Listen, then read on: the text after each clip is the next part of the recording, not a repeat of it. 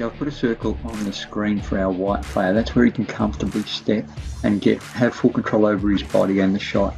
So our orange player needs to miss that area. The centre point of that circle is on his right shoulder because he's right-handed and he can reach further.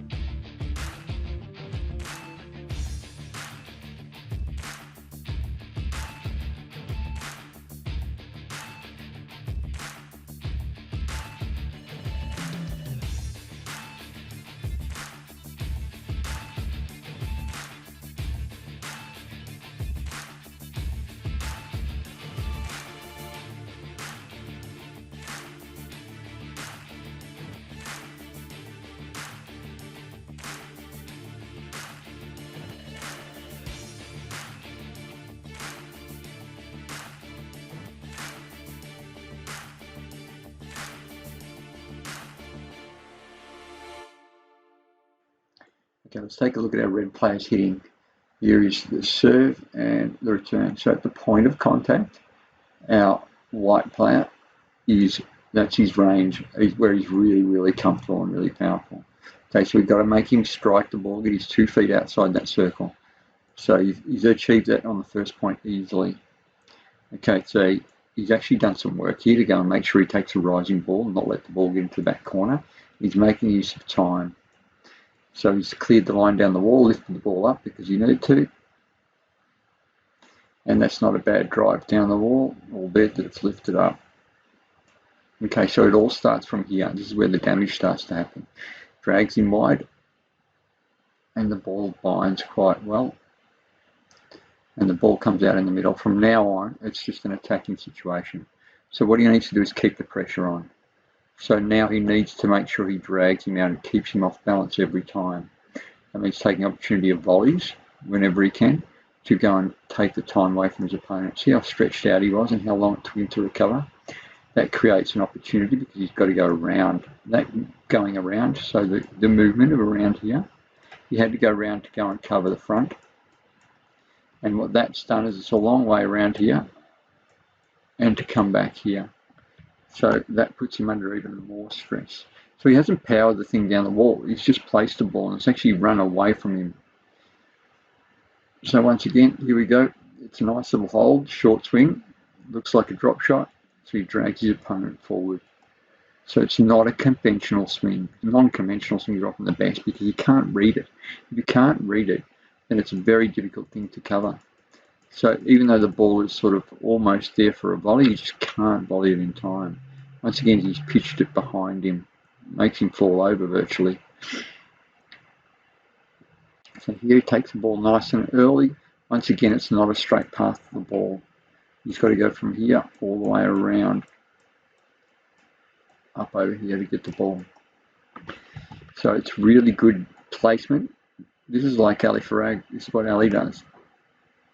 Okay, so he's trying to buy time by going high, which is the right thing to do. But once again, he's allowed the volley. So if you notice that it's really difficult for him to get his feet on the ground. He hasn't been able to get enough height on the ball to be able to make a really good court position. That's almost an okay outcome because he's really struggling. And this is an impressive shot.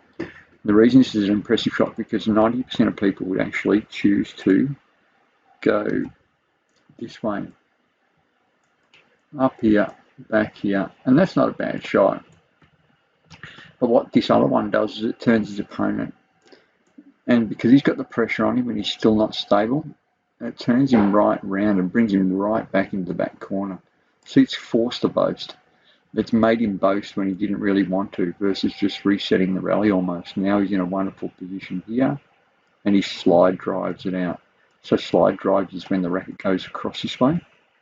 So his follow through's gone across that way, but the ball's gone down this way. And so therefore it's a wonderful thing. It's really hard to read once again, so it's another deceptive shot when he had time. So because he had time, he chose to hold and use deception a little bit. Pitches the ball nice and deep, and there's a struggle to get it back. He's in on the volley. Okay, so all he has to do is, like if you look at this shot here, there's choices to go. You've got your choice to go here. You have your choice to go across here. Or you have a choice to go across here. Now, almost any one of those three choices would have been really good. The choice to, if he went back this way, if he'd gone from here and gone back this way, it wouldn't have done the same thing because he would have been able to double back. So it's nowhere near as good. So if we can actually choose an area and take the time away from your opponent, and that's what he's done well, really, really well. Okay, so there's a drop. So he's cut back. He would have got down the wall easily. He's cut back, and he can't get it back.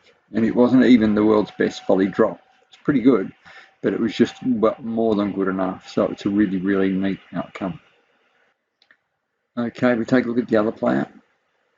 And there we go. Turn and serve. Right, remember at point of contact, he needs to get the ball away from his opponent. And so what happens, he just cuts it off. So he didn't get it fast enough and he didn't get it wide enough. Once again, he needs to clear the circle. The circle is this one here. So he needs to clear this circle. And he chooses to go down the wall, and that's generally okay. So he's done all right there because he's got 2 feet outside that circle area, which is pretty cool. Once again, from here, so it's a pretty good lob. So he just wanders to the center. Not that easy. From here, he needs to make sure he can clear this drive down the wall.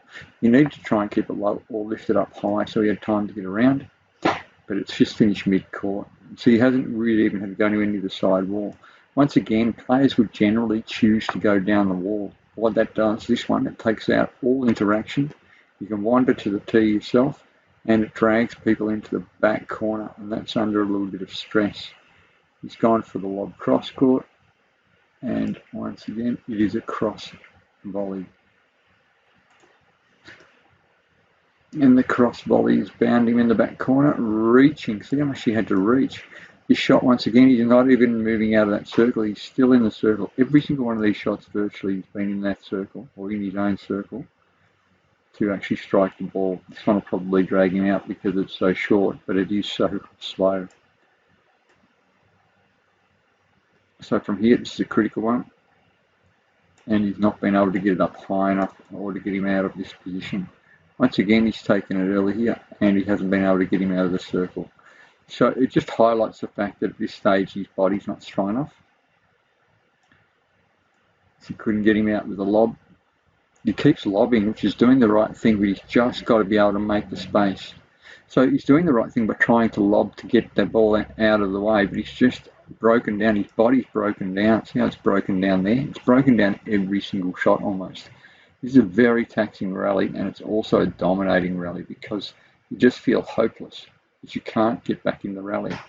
And he's just scrambling. See, once again, scrambling, half falling over, trying to lift it up to get some more time. Just can't get time. And then it's all just too much. All right, so that's a really good way. See, often you wonder if that sort of rally is worth gold, because rather than just putting away the first winner, he's basically been able to drag his opponent all around the court, make him feel really awkward the whole time, and then be able to put in a nice winner and go from there. He'll probably win the next 2 points as well, just because of this rally.